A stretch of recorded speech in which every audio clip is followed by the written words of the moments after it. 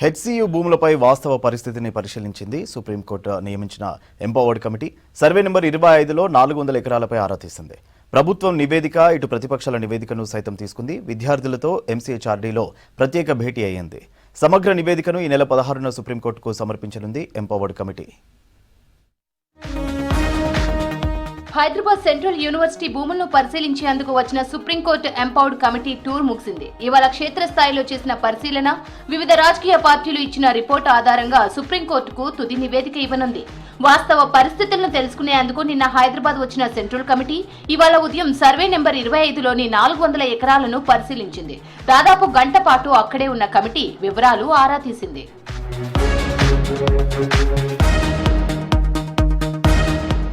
400 ఎకరాల్లో వృక్ష సంపద, వన్య ప్రాణుల పరిస్థితిని తెలుసుకున్నారు ఎంపవర్డ్ కమిటీ సభ్యులు.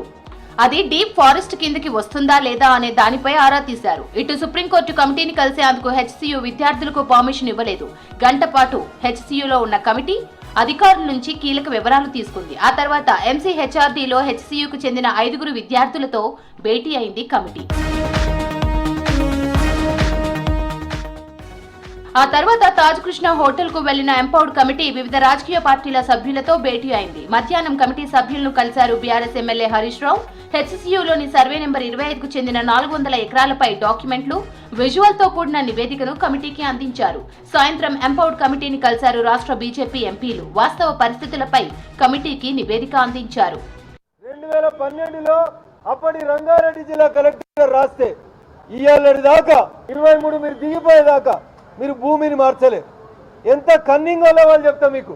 తెలంగాణ కేబినెట్ ఇదే హరీష్ రావు గారు, అదే కేటీఆర్ గారు, వీళ్ళంతా ఉన్నటువంటి కేబినెట్ సెంట్రల్ యూనివర్సిటీ భూములని పటవారికి చెప్పి రాపియలేదు. ఎందుకంటే టీఆర్ఎస్ వాళ్ళ ఇంటెన్షన్ భూములు అమ్ముకోవడం.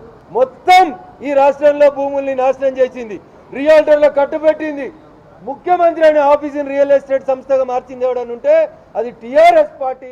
హెచ్సియు భూములపై వాస్తవాలను కమిటీ పరిశీలించిన నివేదికను ఈ నెల 16న సుప్రీంకోర్టుకు సమర్పించనుంది కమిటీ. నివేదిక ప్రకారం సుప్రీంకోర్టు తదుపరి చర్యలకు ఆదేశించనుంది.